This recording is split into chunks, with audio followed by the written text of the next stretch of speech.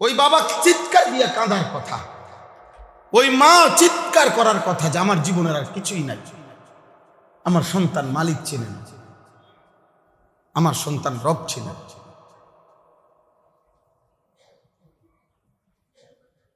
বাকি দুনিয়া কিচ্ছু না রে আব্বা। আমাল হায়াতুদ দুনিয়া ইল্লা মাতাউল গুরুর। ধোকা ধোকা ধোকা, ফরমালিন ফরমালিন। বেহায়া নারীর হাসি ফরমালিন, বেপর্দা নারীর হাসি খুব সুখে আছে, না না না, ও ফরমালিন। হারামখোরের হাসি ফরমালিন, সুদখোরের হাসি ফরমালিন, ধোকা। রব ছিল অনস্তিত্ব থেকে। আল্লাহ বলছে হাল আতা আলাল ইনসানি হিনুম মিনাদ দাহর লাম ইয়াকুন শাইআম মাযকুরা। আল্লাহ বলে বান্দা জানো তুমি, আমি তোমার গল্প শুনাই, তোমার গল্প আমি তোমাকে শুনাই। বান্দা শোনো, যুগের পর যুগ, কালের পর কাল ছিল এমন, এই পৃথিবীতে যখন তোমার কেউ নাম নিশানাও ছিল না, কিন্তু আমি আল্লাহ তাআলা তোমার অস্তিত্ব এই মাটির মধ্যে, আমি আল্লাহ হয়তো শত বছর হাজার বছর ধরে আমি আল্লাহ তোমার অস্তিত্বের হেফাজত করেছি। আল্লাহ মানুষকে মাটি থেকে বানাইছে না, তো সেই মাটিটা কোন দিন থেকে বানাইছে? আমারে যে মাটি দিয়ে বানাইছে, আমারে বানাইবার আগের দিন মাটিটা বানাইছে নাকি? তাহলে সে মাটি আল্লাহ কতদিন থেকে জমিনের, এই মাটিগুলোর মধ্যে কোন কোন প্রাণের অস্তিত্ব আছে, পৃথিবীর কোন কোন বাচ্চার উপাদান এই মাটির মধ্যে আছে, আপনি বলেন। পৃথিবীর গবেষকরা বলুন, একটা ইউনিয়নের মাটি মেশিন লাগাইয়া পরীক্ষা করে বলুক এখানে কোন কোন ঘরের বাচ্চা হবে এখান থেকে। হ্যাঁ, হাল আতা আলাল ইনসানি হিনুম মিনাদ দাহর লাম ইয়াকুন শাইআম মাযকুরা। আল্লাহ বলে মাতবুরি করো কিসের? তুমি কি জানো বান্দা তোমার উপর দিয়ে কত যুগ পার হয়েছে? এই সৃষ্টির কেউ জানতো না, আমি আল্লাহ শুধু জানতাম। ইন্না খালাকনাল ইনসানা মিন নুতফাতিন আমশাজ। আমি রব্বুল আলামিন মাটির সেই অস্তিত্ব থেকে নির্দিষ্ট সময়ে খাবার তৈরি করেছি, খাবারের উপাদানের মধ্যে তোমাকে রেখেছি, তোমার সেই খাবারের উপাদানের মধ্যে তোমার অস্তিত্ব তোমার বাবার মুখে খাবারের লোকমা হিসাবে পৌঁছাইছি। সেখান থেকে নির্দিষ্ট পরিমাণ বীর্যের ফোঁটা তোমার বাবার দেহে আমি আল্লাহ তৈরি করেছি। এরপরে সেই বাবার পিঠের মধ্যেও সেইটা আমি আল্লাহ অনেক দিন হেফাজত করেছি। নির্দিষ্ট একটা সময়ে তোমার বাবা আর তোমার মা স্বামী স্ত্রীর নির্ধারিত মিলনের কোনো এক ক্ষণে আমি আল্লাহ বীর্যের সেই ফোঁটা মায়ের জরায়ুতে পৌঁছাইছি। কখন কোনটা করেছি, কোন দিন, কোন রাত, কোন মুহূর্তে, কোন সেকেন্ডে কেউ জানে না, আমি শুধু জানি। ইন্না খালাকনাল ইনসানা মিন নুতফাতিন আমশাজ। এমন মালিক বলে কেমনে, এমন মনি ভুলে যায় কেমনে, এমন রবকে সেজদা দেয় না কেমনে রে বাপ? ওটা কিসের ফুট আমার, ওটা কিসের মেয়ে আমার, ওটা আমার কি জিন্দিগি? এ আমার কোন মুসলমান পরিচয়, যে পরিচয় আমাকে একটা সেজদাও দেয় না, দেওয়ায় না।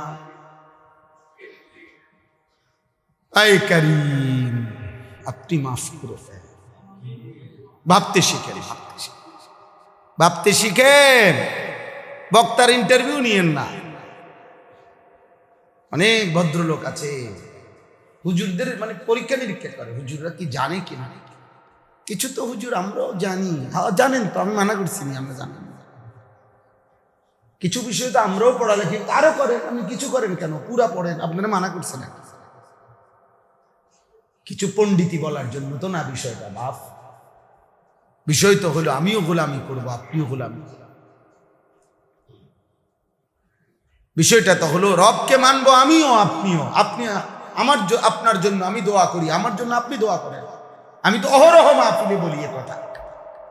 মনে করেন না যে আপনি যদি বলেন যে হুজুর আপনাদেরও তো অনেক ত্রুটি বিচ্যুতি আছে, হ্যাঁ কসম আল্লাহর আছে, আপনি দোয়া করেন আমার লেগে। কথা বলেন, আমি আপনাদের জন্য দোয়া করি না? তো তা আপনারা আমার জন্য দোয়া করবেন না? তো আমি কি এখন বেহেশতের থেকে আইছি? আমি বাসার থেকে আসছি। তাহলে মেহনত করে, আমল করে, চেষ্টা করে আপনাকেও যেতে হবে, আমাকেও যাইতে হবে, একই জায়গায় হিসাব দিতে হবে। তো আমরা দোয়া করি। সাহাবায়ে কেরাম নবীজির জন্য দোয়া করছেন, নবীজি সাহাবাদের জন্য দোয়া করছেন।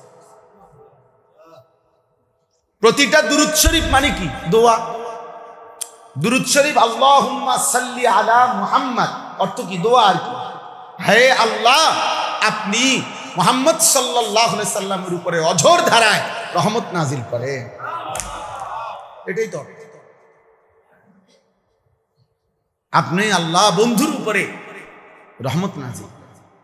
আল্লাহুম্মা সাল্লি আলা মুহাম্মদ। দোয়া করবে, দোয়া করে। এই জন্য রব এই শব্দটি আমাদেরকে এটা বুঝায়। আল্লাহ বলে, বান্দা এবার তুমি কল্পনা করো, অনস্তিত্ব থেকে আমি অস্তিত্বে এনেছি। এবার অস্তিত্বের প্রথম থেকে, সৃষ্টির প্রথম সেকেন্ড থেকে আমি আল্লাহ তোমার লালন পালনের দায়িত্ব নিয়েছি। তুমি জানতে না, মায়ের পেটে 9 মাস যে তুমি ছিলা, এই 9 মাস তোমার অস্তিত্বের টিকিয়ে রাখার জন্য আমি আল্লাহ তাআলা কিভাবে খাবারের সরবরাহ করেছি। যেদিন থেকে তোমার মায়ের পেটে তোমারে পৌঁছাইছি জরায়ুতে, সেদিন থেকে তোমার মায়ের মাসিক আমি বন্ধ করে দিছি। তোমার মায়ের মাসিক রক্তস্রাব, ঋতুস্রাব বন্ধ করে দিছি। সেদিন থেকে ওইটাই, ওই নাপাক রক্ত যেটা, সেটাই আমি তোমার খাবারের ইন্তজাম করে রাখছি। ওইখানে আমি প্রসেসিং করে তোমার জন্য খাবার পৌঁছাচ্ছি। এজন্য মহিলা গর্ভবতী হওয়া মানে হলো মহিলার মাসিক বন্ধ হয়ে যাবে। তার মানে এই সন্তান যেটা পেটে আসবে, আসতেছে, রেডি হচ্ছে, তার জন্য খাবারের ইন্তজাম। আল্লাহ তাআলা বলেন আবার রক্তটা না, এটা দিয়ে খাবারের ব্যবস্থা করি, কিন্তু এটা তো না পাক। এই জন্য তোমার জবান তো পাক, জিহ্বা তো আমি আল্লাহ তাআলা পাক পবিত্র বানাইছি। এই জন্য আমি আল্লাহ নাপাক রক্ত দিয়ে খাবারের সিস্টেম করছি, কিন্তু জিহ্বা কাজে লাগাই নাই। ওই জন্য নাভির সাথে আলাদা ফাইভ লাগাই ব্যবস্থা করে দিচ্ছি। এখন খাবার চলবে এদিক দিয়া। আবার মায়ের পেট থেকে বের করে আনছি যখন, এখন খাবার হবে তোমার মায়ের বুকের দুধ, ওইটাও পবিত্র, তোমার জবানও পবিত্র। এই জন্য জবান চালু করতেছি যে এইবার জিহ্বা দিয়া, মাড়ি দিয়া তুমি তোমার মায়ের বুকের স্তনে কামড় দাও, চাপ দাও, তা আমি আল্লাহ দুধের ইন্তজাম। বাহ, কি মালিক এটা! এমন রবকে মনের অজান্তেই তো সেজদা দেওয়া উচিত। এমন মালিকের সামনেই যদি মাথা নোয়ানো না যায়, কার সামনে মাথা নোয়া? কার সামনে মাথা নোয়াইবে আব্বা? বলেন বাবা। এই জন্য নওজোয়ান ছেলেরা নামাজ পড়ো না যারা, ভাইয়া চালাক মনে করো না, চালাক মনে করো। এই যা ভাত তরকারি বাজারে, এটি তেমন আশ্চর্য কিছু না, সব দিক ঝামেলা, সব দিক বেজা। কোন তরকারি আগের মতো স্বাদ নাই, কোন গোশতে আগের মতো স্বাদ, কোন ফল, অস্ট্রেলিয়ান আপেল আগেও আমরা খাইছি, অনও খাই, এটি আমরা আঁশ দিয়া খাই, কোনো কি নাই, স্বাদের কোনো জাত ফাত নাই, খাও না, কোনো কিছুতেই কি নাই তেমন উল্লেখযোগ্য কোনো স্বাদ। তো এই সামান্য দুনিয়া ভোগ করার জন্য আখেরাত ভুলে যাওয়া, আল্লাহ ভুলে যাওয়া, নামাজ ভুলে যাওয়া। আমি অনুরোধ করলাম প্রত্যেকের কাছে, আল্লাহ তাআলা বলছেন আমি রব। এই শেষ শব্দ হলো আলামিন, জগৎ সমূহের রব। এই 1 মিনিটে বলি শেষ কথাটা। আলামিন এই শব্দের অনেক ব্যাখ্যা, সবচেয়ে সহজ ব্যাখ্যা হলো এই 7 আসমানের উপর থেকে 7 তবক জমিনের নিচ পর্যন্ত যেদ্দুর এদ্দুর একটা আলম, একটা জগৎ, আর এটা বহু বচন, আলামিন, জগৎ সমূহের লালন কর্তা। এজন্য মুফাসসিরিনে কেরাম বলে এইটা ছাড়াও আল্লাহর সৃষ্টির আরো জগৎ আছে, যেটা কোথায় কি কিরকম কদ্দুর সেখানে কি সেটা যিনি সৃষ্টিকর্তা পালনকর্তা তিনিই জানেন।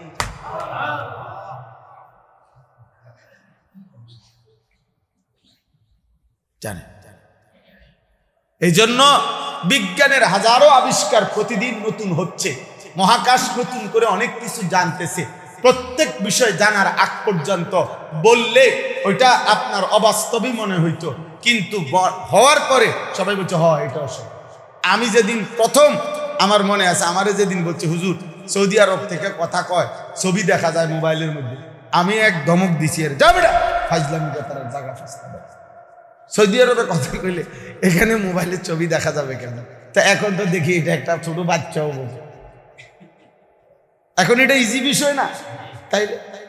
এই জন্য আলামিন শব্দের অর্থ হইল যিনি বিশ্ব জগতের প্রতিপালক না, মূল অর্থ হইল জগৎ সমূহের প্রতিপালক, মানে এইটা একটা জগৎ।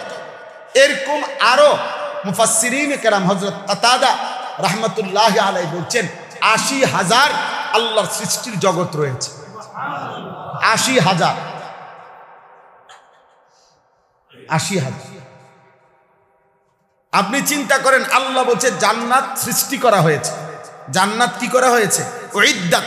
উইদ্দাত অর্থ হলো অতীতকালীন শব্দ, বানানো হয়েছে। তো আল্লাহর নবী বলছে সবচেয়ে ছোট জান্নাত যাকে দেওয়া হবে 10 দুনিয়া বরাবর, তো এটা থুইছে কই? কোনা নেই ময়মনসিংহে, কোনা নেই, বুঝেন নাই কথা? সবচেয়ে ছোট ব্যক্তির একজনের, আর কি একজন ব্যক্তির মানে সবচেয়ে ছোট জান্নাত 10 দুনিয়া বরাবর, এটা একজনের। তাহলে এরকম ছোট জান্নাত গুলো যতজনে পাবে তারারও তো 10 দুনিয়া দুনিয়া, তো হিডিকো তো এটা বানানো হয়েছে আল্লাহ বলছে। তা আল্লাহর কথা মিথ্যা? তাহলে বানানো হইলে এটা রাখছে কম্পিউটারে। সুবহানাল্লাহ। এই জন্য শেষ কথা, রব্বিল আলামিন, আল্লাহ তাআলাই জানেন তার সৃষ্টি কত বড়, আল্লাহর সৃষ্টি কত বড়, আল্লাহর জগৎগুলো কত, কোথায় কি আয়োজন, কোথায় কি আয়োজন সে মালিকই জানেন। তাহলে এবার আন্দাজ করেন, এবার আন্দাজ করেন বিজ্ঞানের শুধু হিসাব, যারা মহাকাশ গবেষণা সংস্থা যে নাসা, এই নাসা যে শুধু হিসাব দেয় এক একটা গ্রহ, এক একটা নক্ষত্র, এগুলো সৌরজগতের বিভিন্ন গ্রহ উপগ্রহের যেই হিসাব বিজ্ঞানীরা দেয়, এগুলোই তো মাথায় ধরে না, এগুলোই তো মাথায় ধরে না। আর তাদের অজানা যা রয়ে গেছে তা কোথায়, তা কত বড়। তাহলে যার সৃষ্টি এত বড় তিনি কত বড়।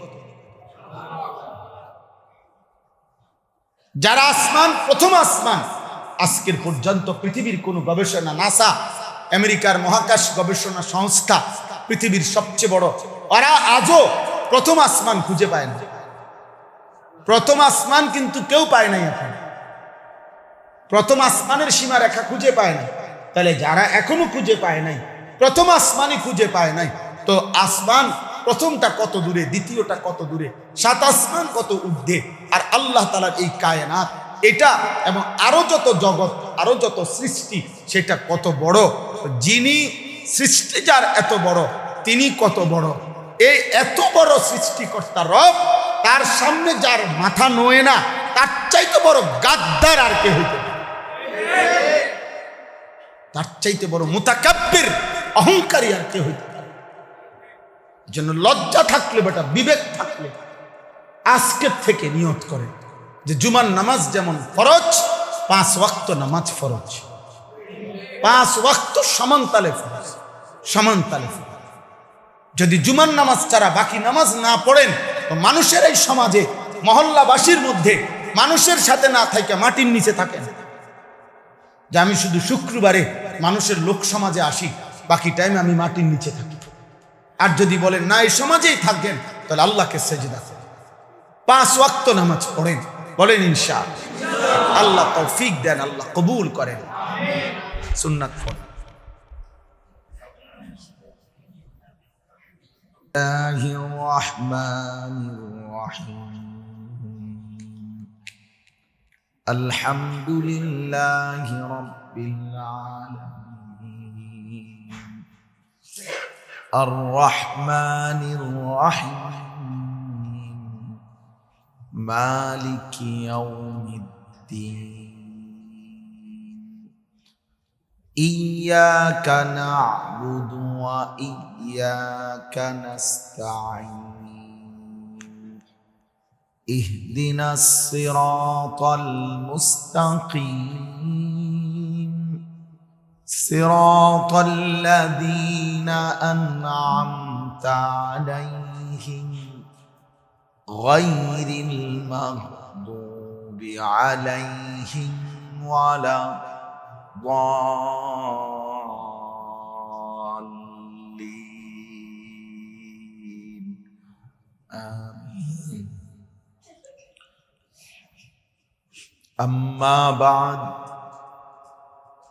اللهم صل على محمد وعلى آل محمد كما صليت على إبراهيم وعلى آل إبراهيم إنك حميد مجيد اللهم بارك على محمد وعلى آل محمد كما باركت على إبراهيم وعلى آل إبراهيم إنك حميد مجيد سبحانك لا علم لنا إلا ما علمتنا إنك أنت العليم الحكيم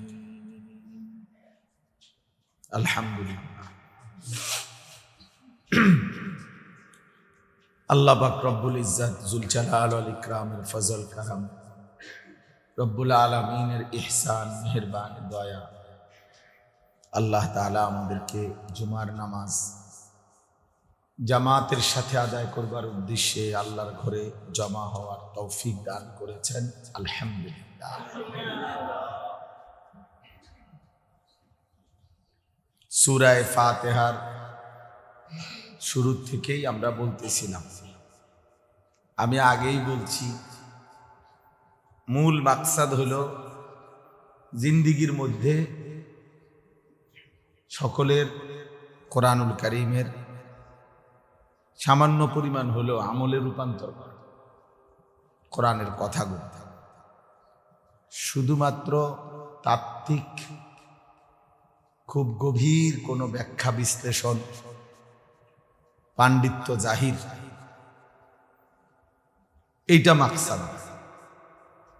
অর্থাৎ আমি শুধুমাত্র আপনাদের সামনে এটা প্রকাশ করতে চাইলাম যে অনেক জ্ঞান গর্ভ কথা আমি জানি, আপনারা এটা আন্দাজ করলেন যে না হুজুর অনেক কিছু জানে, এইটা মাকসাদ না। মূল উদ্দেশ্য হলো কোরআনুল কারীমের কথাগুলো আমাদের জীবনে আসে, এটা হলো মূল বিষয়। হযরত ওমর রাদিয়াল্লাহু তাআলা আনহু, ওনার ছেলে আব্দুল্লাহ ইবনে ওমর রাদিয়াল্লাহু তাআলা আনহুমা দুইজনই সাহাবী এবং দুইজনই বিখ্যাত। তো আব্দুল্লাহ ইবনে ওমর রাদিয়াল্লাহু তাআলা আনহুমা বলতেন যে আমার আব্বা ওমর রাদিয়াল্লাহু তাআলা আনহু সূরা বাকারা পড়তে ওনার সময় লাগছে 8 বছর। প্রশ্ন হলো তাহলে 8 বছরে উনি এত সময় লাগাইয়া কি পড়লেন? এই অর্থ হইল সূরা বাকারার আদেশ নিষেধ, উপদেশ, বক্তব্য, আল্লাহ তাআলা যা চেয়েছেন তো তিনি তা তার নিজের জীবনে হিসাব করে করে খেয়াল করে করে বাস্তবায়নের চেষ্টা করছেন। এইটা করতে 8 বছর সময় লাগছে। তাহলে ওনারা কোরআন বুঝা এই কথা বলতে বুঝতেন নিজের জীবনে আনা। সাহাবায়ে কেরাম এটা বলছে। নির্দিষ্ট কাগজে লিখে অথবা নির্দিষ্ট কিছু বিভিন্ন রেফারেন্স, উদ্ধৃতি, অনেক কিছু আমি আপনাকে ইরান তুরান আরব ইউরোপ সব বুঝাই ফেললাম, কিন্তু আমাদের ব্যক্তি জীবনে, ব্যবহারিক জীবনে কোরআন অব্যবহৃত পড়ে রইল, এটা মূল মাকসাদ। এজন্য প্রত্যেকে এটা খেয়াল করতে হবে। কোরআনুল কারীম এই জন্য পড়া, এভাবে পড়া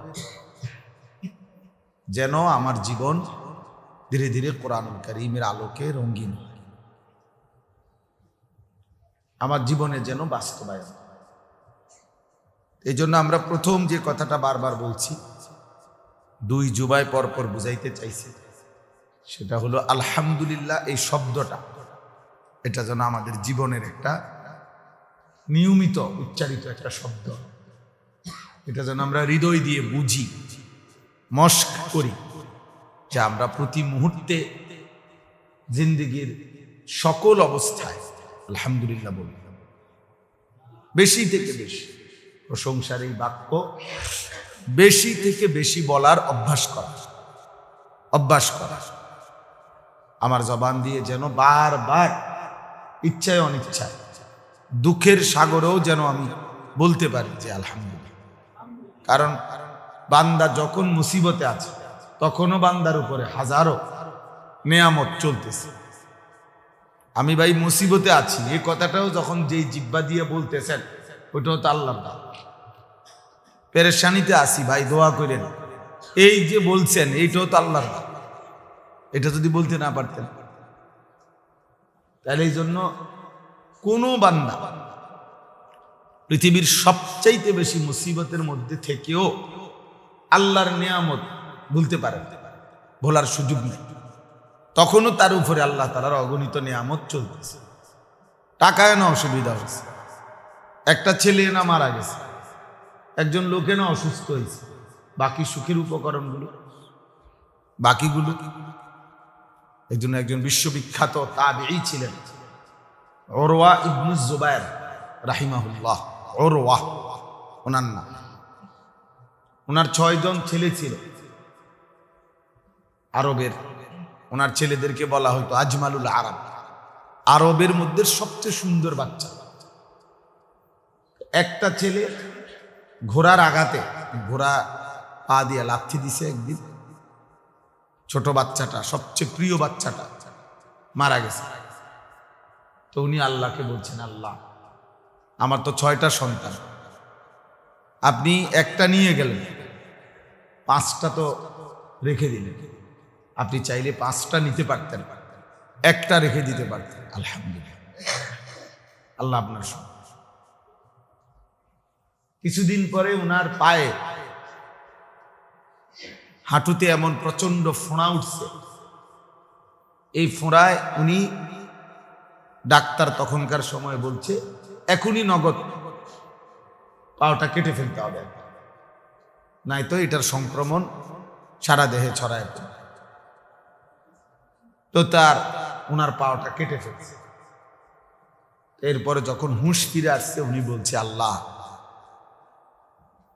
আমার তো 2টা হাত, 2টা পা, 4টা অঙ্গ, আপনি আমার একটা নিছেন, 3টা তো রাখছেন, আপনি চাইলে 3টা নিতে পারতেন, একটা রাখতে পারতেন। আলহামদুলিল্লাহ, আপনার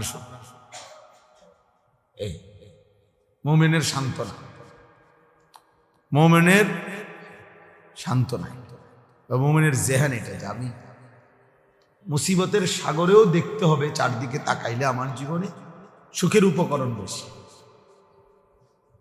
সুখের উপকরণ বেশি। ফাইন্না মাআল উসরি ইউসরা, ইন্না মাআল উসরি ইউসরা। আল্লাহ তাআলা বলে, নিশ্চয়ই প্রতিটা কষ্টের পরে সহজতা আছে, আরাম আছে। আর তাফসীরের মধ্যে আছে মুফাসসিরিনে কেরাম বলেন এই আয়াতের অর্থ হলো প্রতিটা পেরেশানির পরে, প্রতিটা কষ্টকর অবস্থার পরে সুখ কমপক্ষে দুইটা হবে। লান ইয়াগলিবা উসরুন ইউসরাইন, বেদনা যদি হয় একটা, আনন্দ হবে দুইটা কমপক্ষে। এই জন্য আমরাও যদি দেখি, তাও বলেন যে আমাদের পেট ব্যথা হয়েছে কতবার, স্বাভাবিক ছিল কত, চোখে ব্যথা হয়েছে কতবার, স্বাভাবিক ছিল কত, মাথা ব্যথা হয়েছে কতবার, মাথা স্বাভাবিক আছে কতবার। হিসাব করলে সুখের অবস্থাটাই কি অনেক বেশি, অনেক বেশি। এই জন্য এই শব্দ এটা বারবার বললাম, আলহামদুলিল্লাহ বলার মেজাজ, হৃদয় থেকে উপলব্ধি, এটা আমার মধ্যে থাকবে। কিছু মানুষের অভ্যাস আমাদের সব সময় হাহুতাশ, সব সময় হাহুতাশ, নাই নাই, সব সময় অসন্তোষ নিজে। তো প্রত্যেকবার অসন্তোষ প্রকাশ করা মানে তো আল্লাহর উপরে নারাজি প্রকাশ করা, এটা ঠিক, এটা উচিত। বরং আল্লাহ তাআলা আমাকে সুখের যত উপকরণ দিয়েছেন তার দিকে নজর রাখ। আমাদের কুমিল্লা দেবিদ্দার ধামতির পীর সাহেব ছিলেন হযরত মাওলানা আব্দুল হালিম সাহেব। আমরা ওনারে দেখছি অনেক, শেষ বয়সে উনি দীর্ঘদিন যাবৎ বিছানায় শয্যাশায়ী ছিলেন, আল্লাহওয়ালা ছিলেন। উনি অনেক বেশি অসুবিধায় ছিলেন, কোমরে, পিঠে বহু রোগ ছিল। কিন্তু ওনারে যখনই কেউ জিজ্ঞেস করতো হুজুর কেমন আছে, আল্লাহ তো জিহ্বাটা ভালো রাখছে, আল্লাহরও তো ডাকতে পারতেছি, আল্লাহ তো চোখটা ভালো রাখছে, চোখে তো দেখতে পারতেছি, আল্লাহ তো হাতটা ভালো রাখছে, হাতটা নাড়াইতে পারতেছে, এগুলো বলতেন। ওই সমস্যাগুলো কি এগুলো বলতেন, এটা বলতেন সবসময়, এই পজিটিভ ভাবে ভাব। তাইলে এইটা জরুরি বিষয়, মস্ক করলে হয়, মানে চেষ্টা করলে, ধীরে ধীরে বলার অভ্যাস করলে সম্ভব। বয়স আপনার 80 বছর, তা আপনি এখনো যদি পূর্ণ যৌবনের সুস্থতা কামনা করেন, এটা কি ইনসাফ হলো? তো আপনি 80 বছর বয়সে একটু রোগ শোক না, কিসের ভালো, কি আর কত ভালো থাকবেন? আপনি কি বুঝাইতে চাইতেছেন? আপনি কি 800 বছরও আপনার কোনো ব্যায়াম হইতো না? আপনি কি ফাত্ত শরীর লিয়ে আসছেন? তাইলে তো কার রোগ হইতো? সব রোগ মানুষের হইতো। এই মানে এইটা কোনো কথা না, বরঞ্চ আল্লাহ তাআলার নিয়ামত দেখা বেশি, আল্লাহ তাআলার নিয়ামত বেশি দেখা। আল্লাহ আমাদেরকে তৌফিক দান করে। রব্বিল আলামিন, এই কথাটা আলহামদুলিল্লাহর দলিল। মুফাসসিরিনে কেরাম বলেন যে ধরেন আলহামদুলিল্লাহ একটা দাওয়া, মানে আল্লাহর একটা দাবি যে সমস্ত প্রশংসা আল্লাহর জন্য। মনে করেন আল্লাহ এটা দাবি করলেন, আমরা যদি বলি আপনার এই কথার দলিল কি, আপনার জন্যই যে সমস্ত প্রশংসা, আল্লাহ তাআলা বলেন রব্বিল আলামিন, আল্লাহই তো সমস্ত সৃষ্টি জগৎ সমূহের রব, পালন কর্তা, এই জন্যই সমস্ত প্রশংসা তার, সব যার প্রশংসা। তাহলে এই কায়নাতের চারিদিকে সকল কিছু যার প্রশংসা, এই জন্য এটা দলিল রব্বিল আলামিন। এই রব, এই শব্দটি অত্যন্ত গুরুত্বপূর্ণ। আমি যেটা গত সপ্তাহে লাস্টে বলতেছিলাম যে আল্লাহ তাআলার মূল নাম ইসমে জাত আল্লাহ, এটা আল্লাহ তাআলার শ্রেষ্ঠতম নাম। আর মুফাসসিরিনে কেরাম বলেন আরো একটি নাম আছে আল্লাহ, এই নামের পরে আল্লাহর দ্বিতীয় শ্রেষ্ঠ নাম হলো আর রহমান। আর রহমান। এজন্য কোরআনুল কারীমের মধ্যে আছে কুলিদুল্লাহ আবিদুর রহমান, তোমরা আল্লাহকে ডাকো আল্লাহ এই নামে অথবা রহমান এই নামে, এই দুই নাম। তার মানে আল্লাহ এই নামের পরে দ্বিতীয় শ্রেষ্ঠতম নাম হলো আর রহমান। এজন্য কোন কোন মুফাসসিরিনে কেরাম বলে এই দুইটাই আল্লাহর ইসমে জাত, মূল নাম, সত্তাগত নাম। কিন্তু অধিকাংশ মুফাসসিরিন বলছেন না, শুধু আল্লাহ এটাই আল্লাহর সত্তাগত নাম। তো আল্লাহ তাআলার সিফাত, আল্লাহ তাআলার গুণবাচক যত নাম আছে, গুণবাচক সমস্ত নামের মধ্যে শ্রেষ্ঠতম একটি নাম হলো এই রব। এটা আল্লাহ তাআলার গুণবাচক সিফাত। আল্লাহ তাআলার প্রতি ঈমান আনতে হয় বি আসমাইহি ওয়া সিফাতিহি। আল্লাহর যে মূল নাম আল্লাহ, এই নামের উপরেও ঈমান আনা এবং তার যত সিফাত আছে, গুণবাচক নাম আছে, সেগুলোর উপরও শতভাগ ঈমান আনা। দুইটা ঈমানের অংশ। আমানতু বিল্লাহ কামা হুয়া বিআসমাইহি ওয়া সিফাতিহি ওয়া কাবিলতু জামিআ আহকাম। ছোটবেলার মক্তবের পড়া মনে আসেনি কার? ছোটবেলার মক্তব আপনারা যখন ভদ্রলোক বেশি হয়ে গেছেন তখনই না বন্ধ করে দিয়েছেন এখন বাচ্চাদের। কারণ অতি ভদ্রলোক হওয়ার কারণে বাচ্চা এখন আর এটা বলাটা বেমানান, এগুলো পুরান দিনের কথা। বরং ছোটবেলার প্রথম বাক্যই আঙ্কেল বলতে পারা সফলতা, প্রথম বাক্যই ইংরেজি ছড়া, ইংরেজি কবিতা বলতে পারা অনেক বড় সফলতা। এটা আমরা যখন ভাবছি তখন থেকেই আমাদের অধঃপতন। অন্যের কৃষ্টি সংস্কৃতি, অন্যের কালচার যখন কারো কাছে প্রিয় হয় তো সে মনে হয় যেন আধুনিক হচ্ছে, না, সে তো আসলে নিজের কাছে হেরে যাচ্ছে। এটা তো আত্মপ্রবঞ্চনা ছাড়া, নিজের সাথে নিজে ধোঁকা খাওয়া ছাড়া আর কিছু। এই পৃথিবীতে এটাই নিয়ম যে শাসকের ধর্ম, শাসকের ভাষা পরাজিত মানুষদের উপরে চাইপা বসে। ইংরেজি ভাষা আজকে জনপ্রিয় হওয়ার মূল কারণ হলো এটা। ওইটা দীর্ঘদিন শাসকের ভাষা ছিল। ব্রিটিশ যখন সারা পৃথিবীময় শাসন করছে, উপনিবেশ সাম্রাজ্যবাদ, এই ব্রিটিশের আপনার শাসনের কারণে তারা তাদের ভাষা, যেহেতু শাসক তারা ছিল, চাপায় দিছে আমাদের উপর। ফলে এখন এটা আমাদের কাছে, তারা চলে যাওয়ার পরেও পরাজিত শক্তি আজও সেই যে তারা চলে গেছে, কিন্তু আমাদের কলিজার থেকে এটা আর দূর হয় না। এই জন্য ব্রিটিশ তো এখন আর নাই, ব্রিটিশের হুকুমত আমাদের উপরে নাই, কিন্তু তাদের ওই যে শাসকের ভাষা ছিল। 190 বছর যদি ব্রিটিশ এই উপমহাদেশে শাসন না করত, তাহলে ইংরেজি এই উপমহাদেশে এত জনপ্রিয় হতো না। এর আগে যতদিন পর্যন্ত মুসলিম শাসকদের হাতে খেলাফত ছিল, তখন ফার্সি ভাষা এই উপমহাদেশের জনপ্রিয় ভাষা ছিল। জনপ্রিয় কেন?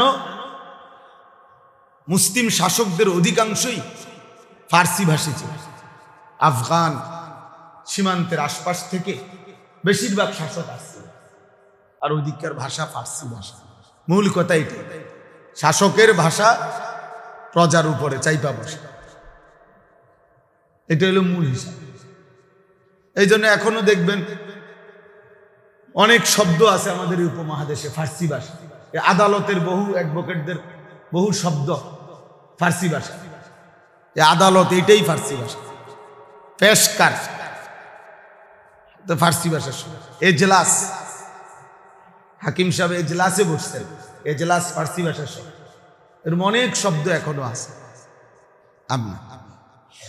যাই হোক, তো এই জন্য বললাম মূলত আল্লাহ তাআলা অগণিত সিফাত নাম আছে। এটা আমি গত সপ্তাহে বলতে চেয়েছি। 99টা নাম আল্লাহ না, এটা একটা হাদিসে নবীজি বলছেন আল্লাহ তাআলার 99টি নাম একসাথে উচ্চারণ করছে, কিন্তু আল্লাহ তাআলার সর্বমোট 99টা নাম। আল্লাহ তাআলার নাম অগণিত। কিছু নাম আল্লাহ তাআলা ওয়াহির মাধ্যমে যত কিতাব নাজিল করেছেন ছোট বড় আম্বিয়াদের উপরে, সেখানে উল্লেখ করছেন। কিছু নাম ওয়াহির মধ্যে উল্লেখ না করেও নবীদেরকে জানাইছেন।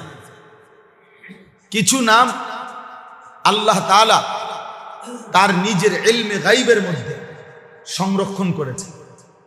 কিছু নাম আল্লাহ তাআলা হাসরের ময়দানে মাকামে মাহমুদ, নবীজির জন্য হাসরের ময়দানে যে স্পেশাল জায়গা নির্ধারণ করছেন, ওইখানে নবী যখন সুপারিশ করার জন্য সেজদা দিবেন, শুধু তখনই আল্লাহ ওনাকে শেখাবেন, শোনাবেন এবং ওই নামগুলো বলতে বলবেন।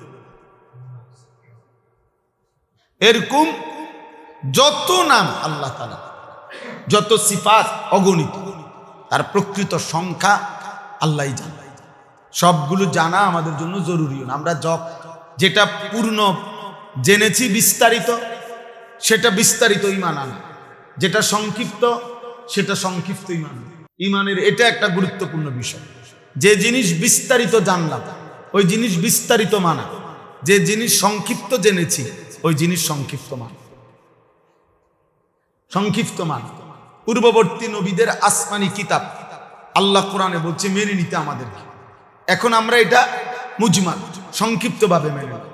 তাওরাত, জবুর, ইনজিল আসমানি কিতাব যেটা আল্লাহ নাজিল করেছেন, আমরা এটা মানিলে এই কথাটা ইয়াকিনের সাথে মানি। কিন্তু তাওরাতের বিস্তারিত পড়া, ইনজিলের বিস্তারিত পড়া, জবুর কিতাবের বিস্তারিত পড়া, এখন পড়া শোনা মানা এটা আমাদের জন্য জরুরি। বরং এখন বিতফসিল মানতে হবে কোরআন। তো রব বলা হয় কাকে? রব বলা হয় এমন এক সত্তাকে যিনি তার অধীনস্থকে লালন পালন করেন। লালন পালন করেন মানে কি? তাফসীরের মধ্যে লিখছে, প্রথমত যিনি অনস্তিত্ব থেকে অস্তিত্বে আনেন, দ্বিতীয়ত অস্তিত্বের প্রথম মুহূর্ত থেকে পূর্ণতার চূড়ান্ত শেষ মুহূর্ত পর্যন্ত প্রতি মুহূর্তে তিনি নিজ হিসেবে যখন যা প্রয়োজন তা প্রয়োজন পরিমাণ দিয়ে ধীরে ধীরে চূড়ান্ত সীমায় পূর্ণতায় পৌঁছিয়ে দেয়। তাকে বলে তাবলীগুশ শাইই ইলা কামালিহি শাইআন ফাশাইআন ফাহুয়া রাব্ব। কোন জিনিসকে যিনি অনস্তিত্ব থেকে অস্তিত্বে আনেন, অস্তিত্বের প্রথম মুহূর্ত থেকে পূর্ণতার শেষ মুহূর্ত পর্যন্ত সৃষ্টি নিজেই জানে না কি লাগবে, কখন লাগবে, কতটুকু লাগবে, কিন্তু তিনি জানেন। তিনি তার প্রয়োজন পরিমাণ যখন যা লাগে তা দিয়ে যিনি চূড়ান্ত পর্যন্ত পৌঁছান, শেষ মুহূর্ত পর্যন্ত নিয়ন্ত্রণ করেন, তাকে বলে রব। আর এটা শুধুই কেবল আল্লাহ। এজন্য আর কেউ রব হইতে পারে, আর কেউ রব হওয়ার মতো যোগ্যতা নেই। প্রথম যোগ্যতাতে তো হবে না।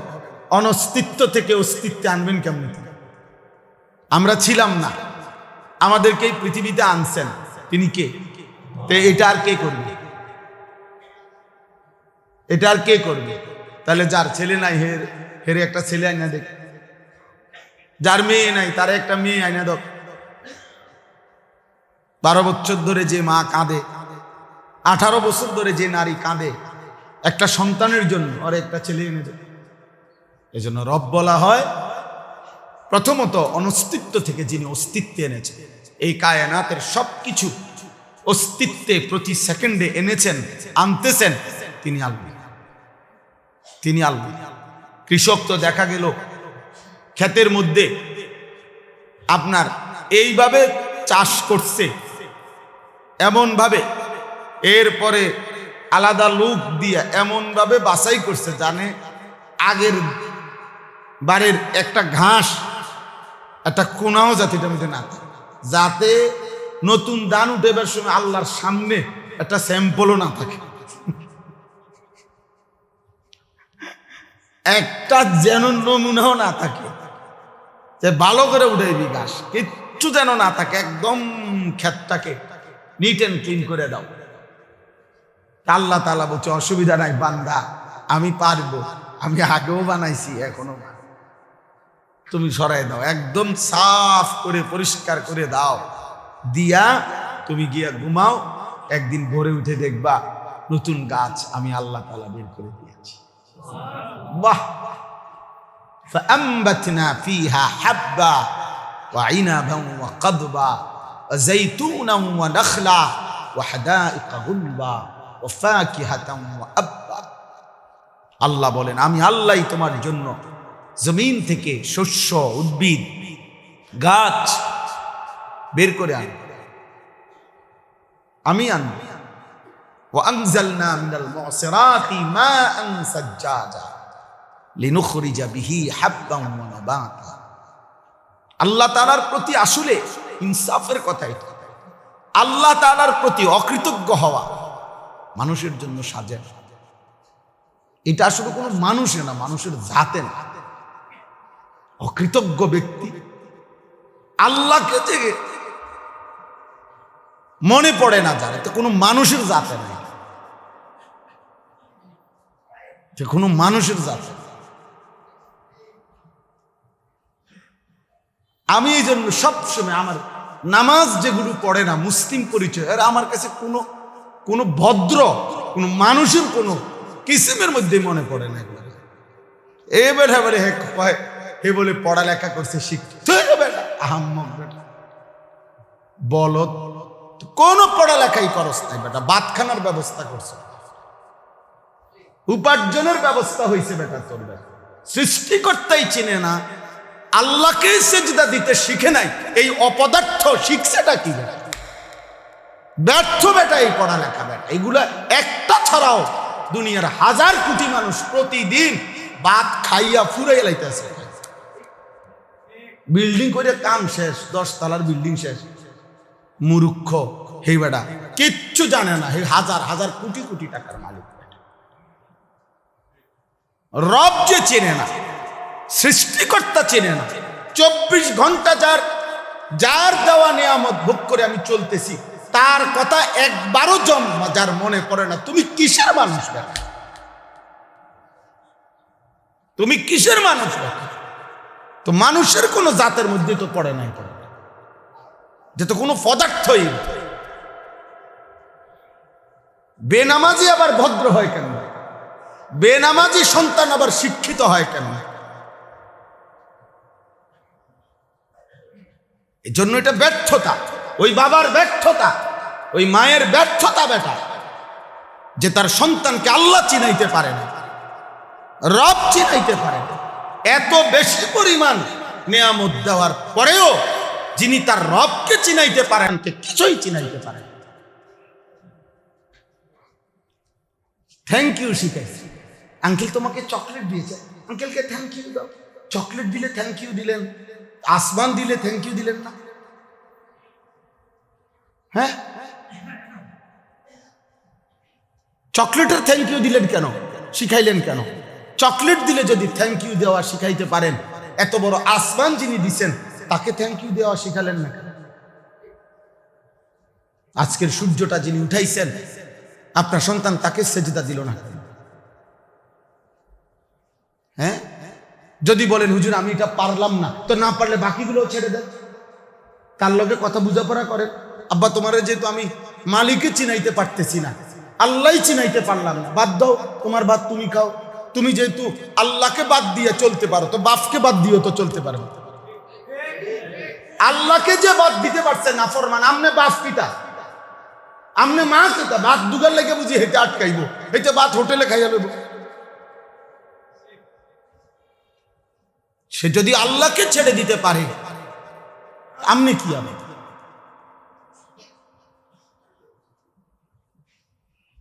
এটা শক্ত হইল মনে করেন, আপনি বিবেক দিয়ে ভাবেন, মুসলমান হয়ে এইটুকু বেগায়রত আত্মসম্মানহীন হবে কেন? আমার সন্তান নামাজ পড়বে না, আমার স্ত্রী নামাজ পড়বে না,